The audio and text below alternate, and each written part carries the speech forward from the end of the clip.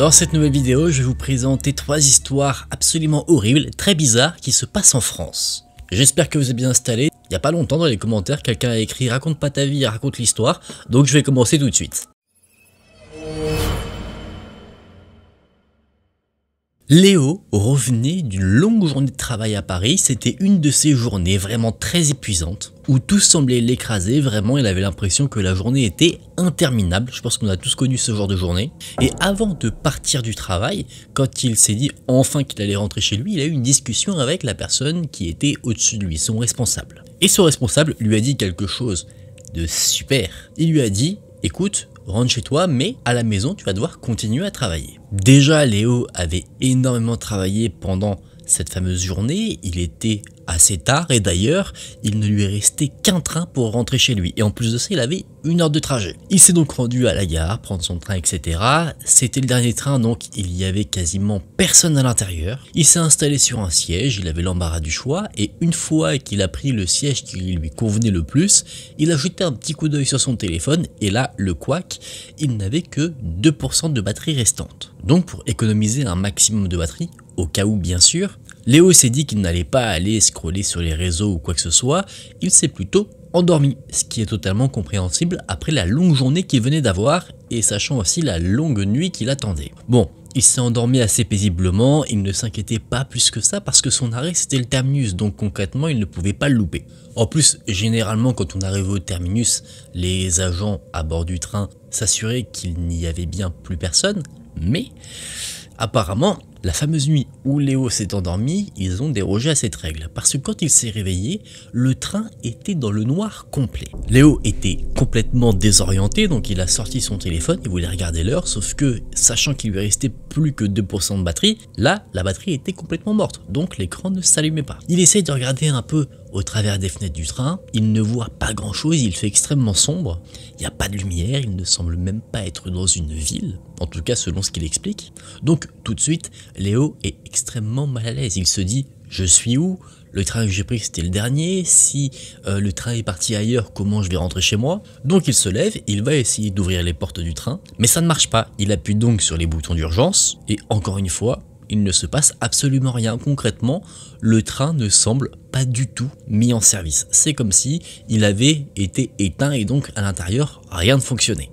Donc clairement, Léo est ici enfermé dans un train sans savoir où il se trouve. Il regarde donc autour de lui pour essayer de trouver une solution à son malheur. Et c'est là que ses yeux se posent sur, vous savez, le fameux marteau qui permet de briser les vitres. Un marteau que j'ai toujours eu envie d'utiliser, mais évidemment à n'utiliser qu'en cas d'urgence. Léo, lui, se dit aussi, est-ce que je le fais, est-ce que je le fais pas? Et ce qu'il fait hésiter, c'est une raison complètement valable. C'est que d'un côté, il est bloqué, il faut qu'il sorte, mais d'un autre côté, s'il s'en sert, il aura pété une vitre du train, ce qui va nécessiter un remplacement, etc. Et est-ce que sa situation nécessite vraiment qu'il se serve de ce genre d'outil? Il ne sait pas. Il se dit aussi que peut-être il y a encore quelqu'un dans les wagons, donc ce serait peut-être bête de casser une vitre s'il peut trouver une aide extérieure. Donc d'abord, avant d'utiliser ce recours-là, il se dit que ça ce sera vraiment le dernier des derniers recours. Notre ami Léo se dit qu'il va plutôt aller explorer les différents wagons. Il traverse donc les différents compartiments, il essaye d'hausser un peu la voix, de crier pour voir si quelqu'un est là, mais personne ne lui répond. Il n'y a pas un bruit, il n'y a pas un signe de vie, vraiment l'atmosphère est extrêmement pesante. Il commence à stresser de plus en plus parce que la confirmation qu'il est bel et bien seul dans le train se confirme, et c'est là qu'il arrive au dernier wagon. Et c'est là, au niveau de ce dernier wagon, qu'il voit une silhouette sombre assise sur les marches menant à l'étage supérieur du wagon. Léo ne distinguait que très peu de détails physiques, il semblait voir que l'homme avait des vêtements sombres et son visage était éclairé par la lumière de son téléphone. Et justement, avec cette lumière qui éclairait le visage de cette personne, Léo a pu voir quelque chose qui l'a mis extrêmement mal à l'aise, déjà qu'il n'était pas serein de base. L'homme avait ses pupilles extrêmement dilatées. Léo essaye de garder son sang-froid et il demande à la personne s'ils sont arrivés au terminus. Donc il dit « Monsieur, est-ce qu'on est arrivé à tel endroit ?» Mais il n'a pas de réponse. Il y a à peu près 5 secondes qui s'écoule, et là Léo décide de reposer sa question. Peut-être que la personne était plongée sur ce qu'elle regardait sur son téléphone, donc Léo se dit il va retenter sa chance, et c'est là que l'homme, après que Léo ait reposé sa question, se met à le regarder, l'insulte et lui dit « je vais te tuer ». Léo recule lentement, il est terrifié à ce moment-là, Parce que pour lui, c'est simple. Dans ce train, il n'y a que lui et ces individus qui viennent clairement de le menacer. Donc il recule petit à petit. L'homme, lui, ne le quitte pas des yeux. Et une fois que Léo est à bonne distance, là, il se met à cavaler aussi vite que possible. Il savait pas où il allait. Il traversait les wagons. Il commençait à avoir des larmes qui coulaient sur son visage. Dans sa tête, Léo, pour lui, il était foutu. Il allait mourir dans un train. Il ne sait pas comment il s'est retrouvé bloqué ici. C'était là qu'il allait perdre la vie. Au passage, il essaye d'ouvrir certaines portes. Évidemment, les portes ne s'ouvrent pas. Sauf à un moment donné, une. Pourquoi elle s'ouvre? Aucune idée. Mais en tout cas, une des portes dans les wagons s'ouvre, permettant à Léo d'accéder à l'extérieur. Et c'est là en fait qu'il se rend compte qu'il est dans un énorme dépôt ferroviaire, là où les trains vont quand ils ne sont plus utilisés en soi. Il y a plein de trains alignés. Pour Léo, lui, c'est comme s'il visitait un nouveau pays, il est complètement perdu. Il décide de suivre les rails jusqu'à trouver quelque chose ou quelqu'un qui pourrait l'aider, et c'est là qu'il tombe sur quelqu'un justement. Quelqu'un avec un gilet jaune. Donc Léo se dit très rapidement que cette personne est quelqu'un qui travaille ici. Le gilet jaune est là pour être vu pendant la nuit. Léo, quand il le voit, il se met à hurler tout de suite. Et là, l'agent qui était ici le voit, se précipite vers lui parce qu'il se dit mais qu'est-ce qu'un mec, un passager fout là? Et en le voyant, Léo est tout de suite rassuré et se dit enfin mon enfer est terminé. L'homme arrive à son niveau et il commence à lui hurler dessus. Il ne se doutait pas que Léo avait vécu quelque chose d'assez étrange dans le train. Léo, lui, il explique sa situation, il dit qu'il s'était endormi, etc. Mais l'agent, lui, il s'en fout, il ne l'écoute pas. Et pendant cette discussion assez vive, Léo parle du mec qui était dans le train, qui l'a menacé. Et l'agent lui répond juste, bah t'as qu'à aller le chercher. Mais il ne semblait pas déterminé à aller chercher un mec qui pouvait menacer quelqu'un de le tuer. Léo, qui est en panique quand même, il dit mais faudrait peut-être appeler la police. Et l'agent lui a juste répondu, t'es un fragile toi, c'est ça? Léo, lui, décide de camper sur ses positions. Pour lui, c'est sûr qu'il n'ira pas rechercher le gars dans le train, donc l'agent finalement se décide à faire son travail quand même, et il ressort effectivement du train avec le mec que Léo avait décrit comme une silhouette noire. Quand il a été sorti du train, ce fameux type qui était grand, qui avait toujours ce regard vide, et bien il a menacé tout le monde, il disait qu'il allait tuer tout le monde. Et en voyant cette situation-là, Léo a vu quelque chose. C'est que l'agent, qui de base avait l'air un peu moqueur vis-à-vis de lui, cette fois-ci prenait la chose très au sérieux. Il est passé à côté de Léo, il lui a dit qu'il devait rentrer chez lui, ce qui semble jusqu'ici plutôt logique. Léo ne va pas dormir dans un dépôt ferroviaire, et lui a dit que pour aller à l'arrêt où il devait sortir, donc le terminus, il devait longer les rails pendant 45 minutes. Mais c'est pas le pire. Plutôt que de confier l'individu qui était dans le train à la police, l'agent voulait que Léo reparte avec lui. Évidemment, il a répondu un non très sec, mais finalement, l'agent qui ne comptait pas garder le mec avec lui ou le confier à la police, l'a guidé vers Léo et il les a accompagnés, s'assurant qu'ils partaient bien tous les deux pendant quelques mètres. Donc, ils sont trois à marcher. Vraiment, la situation est incroyable. Et alors qu'ils sont en train de marcher, il y a un train qui arrive. Évidemment, on est à côté des rails. Évidemment que c'est extrêmement dangereux. Surtout que le mec qui était habillé en noir va crier « ça arrive » et il commence à se mettre sur les rails comme s'il voulait se prendre le train de plein fouet. L'agent de la gare qui a vu la scène s'est précipité sur le gars et a réussi à le retirer des rails. Léo, lui, il n'en croyait pas ses yeux. Pour lui, là, il allait voir le décès de quelqu'un et d'une manière extrêmement brutale. Le mec, lui, qui était plaqué au sol, hurlait, il était complètement enragé, il disait qu'il avait 8 vies et il avait envie d'en perdre une ce soir-là. L'agent a regardé Léo, il lui a dit « Est-ce que tu connais le coin ?» Léo connaissait un petit peu l'endroit, mais il lui a dit non. Et le mec a dit « Ok ». Il a pris le gars en noir qui a voulu perdre la vie et Léo, il a fait rentrer d'abord le gars en noir quelque part et après il a mis Léo et il a fermé la porte. Léo a dit au gars « Mais monsieur, vraiment je connais pas ». Le mec a fermé la porte et il est parti en rigolant. En fait, l'agent de la gare avait enfermé Léo avec le type en noir dans une sorte de sas et il ne pouvait pas ouvrir la porte pour revenir là où il y avait les rails, il ne pouvait qu'en prendre une autre et cette autre porte, il ne savait pas où elle menait. Bon, pour Léo, la situation elle est plutôt simple, il ne va pas rester tout seul avec le mec qui, de base, l'a menacé de le tuer et en plus de ça, plus tard, a essayé de se donner la mort. Donc ce qu'il a fait, Léo, c'est qu'il a dit « Ok, je m'en vais », il a pris l'autre porte, la porte vers l'inconnu. Et de l'autre côté de la porte, il y avait un tunnel où il n'y avait absolument aucun bruit. Léo commence à marcher, très stressé quand même, et c'est là qu'un bruit attire son attention. Un bruit d'un truc qui racle le sol. Il s'est retourné et il a vu que le mec en noir avait attrapé un parpaing par terre et il le regardait. Concrètement, Léo a compris, dans les yeux du mec, qu'il voulait lui écraser le parpaing sur la tête. Donc Léo s'est dit qu'il allait fuir, il a couru pour traverser le tunnel aussi vite que possible. Il a entendu derrière lui que le mec avait essayé de le poursuivre, mais au bout d'un moment il s'était arrêté. Léo a couru encore et encore, et finalement il a réussi au bout quand même d'un certain temps de course. Bien sûr, il n'a pas couru tout le long, mais il a marché précipitamment. Il a finalement réussi à rentrer chez lui. Il a surveillé un petit moment la fenêtre de son appartement pour être sûr que l'homme ne l'avait pas suivi, mais non. Heureusement, tout s'est bien terminé. Aujourd'hui, cette histoire, Léo est plutôt cool avec. Il la raconte comme une anecdote effrayante, comme on peut le faire pour les threads d'horreur. Mais en tout cas, ça lui a appris une chose, en tout cas ça lui a installé une habitude, c'est que plus jamais depuis cette fameuse soirée, il ne s'endort dans un train. Effectivement, dans cette histoire, il y a plein de choses qui vont pas. Bon, de base, il y a l'histoire de Léo et la rencontre avec ce mec dans le train, mais le pire, je trouve, dans cette histoire, une des choses qui fait partie des trucs les plus aberrantes, c'est ce fameux mec qui travaille là, et plutôt que d'aider Léo, et bah Stockard, il s'est dit qu'il allait accentuer son enfer. Ça, c'est le genre de mec, typiquement, faut le virer, quoi. Élise n'avait que 13 ans quand elle a vécu une des nuits qu'elle décrit comme la plus terrifiante de sa vie. Aujourd'hui encore, elle n'est pas vraiment certaine de ce qui lui est arrivé. Son histoire se déroule en février 2022. Ses parents avaient décidé de louer un chalet assez isolé pour une nuit. C'était une petite pause en pleine montagne, loin du tumulte de la ville, dans un petit décor assez hivernal avec des routes recouvertes de neige, etc. Quelque chose pour se dépayser. À perte de vue, il n'y avait que des champs. Et au loin, une vieille grange abandonnée.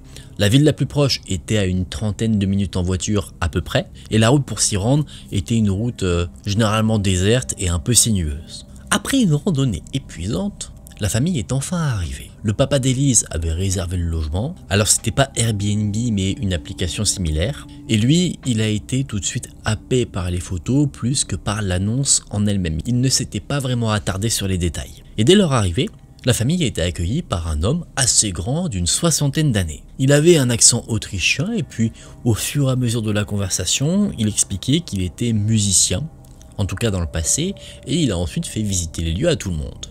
Et il se trouve que dès l'entrée, quelque chose n'allait pas. La porte d'entrée était cassée. Concrètement, tout le monde pouvait accéder au logement parce qu'il n'y avait tout simplement pas de porte. À la place, il y avait une sorte de baie vitrée qui donnait sur l'extérieur qui avait été installée, mais en tout cas un truc absolument pas sécurisé. En plein milieu du hall, il y avait une vieille baignoire qui était elle aussi cassée, et bien sûr la famille en voyant tout ça s'est posé des questions. Ça se voyait sur leur visage qui se disait mais on est où? Et l'hôte, a vu l'air assez étonné, donc il a dit en rigolant, vous inquiétez pas, c'est en travaux. Enfin, heureusement que c'est en travaux et que c'est pas la normalité.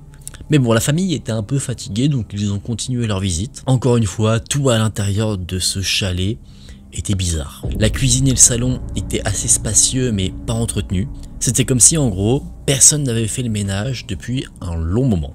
Après, les chambres ont été montrées, et il y en avait deux. Une pour les parents, une pour les enfants. Celle pour les parents avait une grande porte en bois coulissante avec un verrou, et celle pour les enfants, donc pour Élise et son frère, n'était pas directement à côté de la chambre des parents, elle était séparée par la salle de bain, et sur cette chambre-là, il n'y avait pas de verrou. Et le propriétaire, lui, qui vivait là aussi, il prêtait en quelque sorte son logement, mais il est resté pendant que les invités étaient là, et bien lui, sa chambre était en dessous de celle d'Élise, au pied de l'escalier en bois. Il finit la visite et après il dit qu'il doit s'en aller pour son travail et qu'il risque de rentrer assez tard. Donc il invite à la famille d'Élise de faire concrètement leur vie comme il le souhaite. Il laisse un numéro en cas de problème et ensuite il part. Après le départ de cet individu quand même assez étrange, Élise se dit qu'elle va visiter un peu les lieux. Elle regarde la chambre, elle va passer la nuit un peu plus attentivement et pour elle ça ressemble à une chambre d'enfant abandonnée. Ça donne pas envie, ça a été décoré comme si c'était fait pour accueillir un bébé, avec des jouets, des peluches, ça crée une ambiance assez malaisante. Mais bon, il y a un lit, donc elle c'est tout ce qu'elle veut en soi. Elle compte pas s'installer là pour la vie, c'est juste pour passer une nuit. Donc après tout, la chambre, comment elle est décorée, qu'est-ce qu'on s'en fiche. Mais par contre, celle des parents était encore plus bizarre. Il y avait un vieux bureau, une vieille télé, des étagères remplies de plein de DVD. Jusqu'à là, vous vous dites, je ne comprends pas ce qui est bizarre, ça vient. Ce qui est bizarre, c'est que à de nombreux endroits sur les murs, il y avait plein de post-it qui étaient collés. Mais pas que sur les murs. aussi sur les meubles. Et en gros, sur une chaise, il y avait un post-it où il y avait marqué chaise, sur le mur un post-it où il y avait marqué mur. Vous voyez, plein de trucs comme ça. Le papa d'Élise, lui, trouvait ça plutôt marrant, un peu excentrique. Élise, elle, n'était pas à l'aise, mais on va dire que son angoisse était contenue par le fait que son père, lui, était là et disait « Ok, c'est cool, ça va ». Il n'y avait pas de réseau, pas de wifi, donc pas moyen d'appeler qui que ce soit, bien sûr. Et donc le temps passe, la soirée arrive rapidement et vient le moment de dîner. Dans la cuisine, il y a aussi des décorations tout à fait bizarres, des poupées, des pantins et des instruments de musique. Pour les instruments de musique, on peut le comprendre parce que le monsieur était soi-disant musicien, mais pour le reste, bizarre. Bref, il y a un sentiment d'oppression à un moment donné, il y a un miaulement qui attire l'attention d'Élise. Élise voit, au niveau de la fameuse baie vitrée, qu'il y a 3 chats errants. Ils miaulent de toute leur force, ils griffent sur la baie vitrée, enfin vous savez, ils font le truc avec les pattes là comme ça. Élise se dit que peut-être les chats veulent rentrer, mais elle a un autre sentiment en quelque sorte vis-à-vis de tout ce qu'elle a vécu jusqu'à présent. Elle a l'impression que c'est comme si les chats disaient « partez, partez, partez ». Bon, un chat ne dira jamais ça, mais vous avez compris le truc. Le propriétaire, lui, avait un chat qui était roux, qui avait tendance à suivre la famille partout où elle allait, comme si, eh bien, il était rassuré en la présence de la famille. Le repas se fait, etc. Enfin, rien d'anormal ne se passe, à part cette sensation un peu oppressante qui reste là, et vient le moment où il faut aller dormir. La mère d'Élise dit à ses enfants que, par précaution, il valait mieux qu'ils bloquent leur porte d'entrée, ce qui donne accès à leur chambre, avec une chaise. C'est ce que les enfants font, ils vont se coucher, la nuit arrive. Quelques heures se passent et on arrive au moment où il est 2 h du matin. Élise se réveille en sueur. Elle sent son cœur battre très fortement dans sa poitrine. Elle nous dit qu'elle avait déjà fait des paralysies du sommeil, mais que là, elle n'en avait clairement pas une. Elle a su faire la différence, elle était bel et bien réveillée parce que quelque chose l'avait réveillée. Ce qui l'avait réveillée, c'était des cris. Elle a tout de suite posé ses yeux sur la porte de sa chambre, elle voyait qu'il y avait une lumière qui illuminait de derrière la porte. Et la fameuse lumière, c'était une lumière qui s'allumait par détection de mouvement. Donc, c'était sûr qu'il y avait quelqu'un à ce moment-là. Et ensuite, elle a entendu une voix qui hurlait en allemand. Tout de suite, dans la tête d'Élise, tout se chamboule. D'un côté, elle se dit que tout le monde pouvait rentrer dans la maison vu qu'il n'y avait pas de porte d'entrée. Et d'un autre côté, elle se dit que sa chambre n'est pas fermée à clé, elle est bloquée juste avec une chaise. Donc, concrètement, tout le monde peut aller dans sa chambre. Et cette voix, à force de l'entendre, Élise comprend que c'est la voix d'une femme. Je sais que là, tous ceux qui écoutaient se disaient c'était le propriétaire, etc. Et bah non. Et par moments, la femme s'arrêtait d'hurler. Le silence était extrêmement pesant, Élise ne sait pas quoi faire. Et après, la femme se remettait à hurler. Mais sa voix n'était plus la même. C'était plus la voix d'une femme, c'était la voix d'un homme. Concrètement, il y avait une personne qui arrivait à avoir l'intonation d'une femme et l'intonation d'un homme. Donc Élise ne sait en fait pas qui est derrière cette fameuse porte. Et d'un coup, elle a entendu un autre bruit, quelque chose qui se brisait. Le bruit d'une assiette qui s'éclate contre le sol. Après, elle entend des bruits de bouteilles. En fait, elle entend que quelqu'un est en train de saccager tout ce qu'il y a dans la maison. Élise essaye de réveiller son frère, mais lui, il dort profondément, il n'est pas du tout en stress ou quoi que ce soit. Elle le secoue, elle essaye de le réveiller, elle lui met une petite gifle, là il se réveille.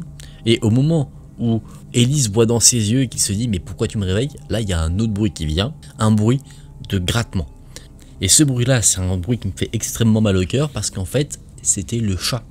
Le chat roux qui grattait à la porte en mode « ouvrez-moi parce que là, je sens que je vais peut-être y passer ». Élise dit à son frère d'appeler la police, mais le couac, rappelez-vous, pas de réseau. En plus de ça, le chat est en train de miauler, lui, il veut se mettre en sécurité. Frères et sœurs entendent toujours la fameuse voix qui vient maintenant d'en dessous de leur chambre. Et à un moment donné, il y a eu un énorme silence pendant 20 minutes. Et au bout de ces 20 minutes, quelqu'un a frappé doucement sur la porte de leur chambre. Et une voix s'est fait entendre, une voix qui a dit « venez ». Là, c'était la maman d'Élise. Donc, Élise, très heureuse, très rassurée, est allée ouvrir la porte. Élise et son frère ont pu retrouver leurs parents qui, bien sûr, les ont rassurés, ont dit que tout allait bien. Et au petit matin, la famille a pu constater que la maison était retournée. Elle était sans dessus-dessous. Tout avait été complètement pété. Les assiettes pétées, les bouteilles renversées, les meubles foutus par terre. Concrètement, il y a quelqu'un qui était là. La famille s'est dit tout de suite qu'ils allaient partir. Bonne solution. Et plus tard, lors d'un repas de famille, bien plus tard, Élise a demandé à sa mère ce qui s'était passé. Et sa mère lui a dit « il s'est rien passé, oublie ça ». Élise ne comprenait pas. D'un côté, ne pas savoir, ça la rendait folle, parce qu'elle a été traumatisée par cette fameuse nuit, mais on ne veut pas lui dire ce qu'il y avait. Donc elle ne peut pas concrètement oublier comme ça ce qui s'est passé. Et 1 an plus tard, là, on lui a dit, en gros, que les parents avaient vu le propriétaire rentrer à 1 h du matin et qu'après il y a eu tout le bruit très bizarre. Est-ce que c'était lui?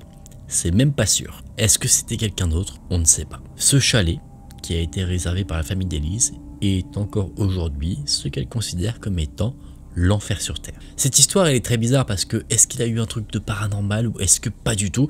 Je pense qu'on a affaire à quelque chose de plutôt terre à terre, mais qu'est-ce qui s'est passé? C'est le mystère. Est-ce que c'est le propriétaire qui a complètement en fait juste pété un câble? Ça c'est la grande question, mais une question encore plus importante qui demeure pour moi, c'est le petit chat, est-ce qu'il va bien? J'ose espérer que si dans l'histoire on nous en parle plus, c'est qu'il va très bien, et je veux qu'on se rassure avec ça, il va bien. Il a réussi à faire copain-copain avec les 3 chats errants. Ils vivent très bien ensemble parce que ce petit pépère, il a dû être traumatisé quand même. Au point de gratter la porte pour vraiment fuir ce qu'il se passait. Je croise les doigts un max. Clara partage une histoire qui la hante encore aujourd'hui. Tout s'est passé pendant une soirée, ma foi, plutôt banale. Elle avait passé du temps avec des amis en ville, et puis c'est vers 22 h 30 qu'elle a décidé de prendre le métro pour rentrer chez elle. Jusque-là, rien d'extraordinaire, une journée plutôt classique. Les stations de métro n'étaient pas encore complètement désertes, mais il n'y avait pas non plus énormément de monde. Comme elle avait l'habitude de le faire quand elle prenait les transports en commun, elle mettait ses écouteurs. Et généralement, elle ne traînait pas pour rejoindre son appartement. On sait ce qui peut se passer, que les femmes peuvent être très embêtées par des personnes au comportement très déplacé, donc pour toutes ces raisons, elle décide de ne pas s'attarder.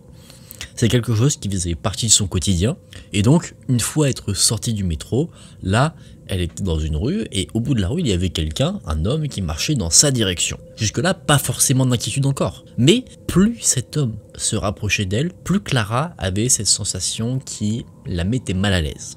Cet homme, pour elle, avait quelque chose d'étrange. C'était pas quelque chose de menaçant au premier abord. C'était plutôt comme une impression, un ressenti. Cet homme portait une veste sombre, il avait les mains dans ses poches, et surtout, ce que Clara a remarqué et qui a intensifié justement ce malaise, c'est que cet homme la fixait et ne détournait pas son regard d'elle. Et c'est justement ce regard-là qu'elle n'aimait pas du tout. Clara et l'homme se sont croisés et là, Clara a décidé d'accélérer le pas pour rentrer rapidement chez elle. Elle a décidé d'arrêter sa musique pour faire quand même attention à ce qui l'entourait sans montrer qu'elle faisait attention.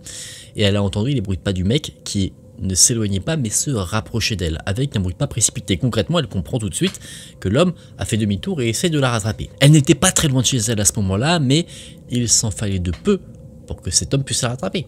Et c'est là que l'homme l'interpelle. Il lui dit « Excusez-moi, savez-vous où se trouve telle rue ?» Clara se retourne, continue de marcher et elle répond et l'homme, lui, continuait de la suivre. Après cela, il lui a posé d'autres questions, toujours avec un ton très posé. Il ne semblait pas menaçant à sa manière de parler. Et d'abord, il a entamé la discussion en demandant une sorte d'adresse, une rue, mais après, il commençait à poser des questions sur les trajets que pouvait faire Clara, sa routine, mais c'est pas des questions où il va dire « Est-ce que tu prends souvent cette rue ?» C'est des questions qui montrent qu'il sait déjà d'une manière la réponse à la question. Comme si en fait, ce n'était pas la première fois qu'il voyait Clara, et même pire que ça, c'était comme si en fait, il la suivait. Déjà depuis un moment. Clara comprend tout ça. Pour elle, c'est pas une coïncidence. Si cet homme est dans cette rue, c'est parce qu'il a cherché à l'être par rapport à elle. Elle décide donc encore une fois d'accélérer le pas, elle entend que l'homme en fait de même. Clara ne sait pas quoi faire à part continuer d'avancer, elle commence à avoir le souffle coupé, son ventre est noué, elle n'arrive pas à réfléchir, mais la seule chose qui vient dans son esprit c'est « je dois trouver un endroit où je me sens en sécurité, une sorte de refuge ».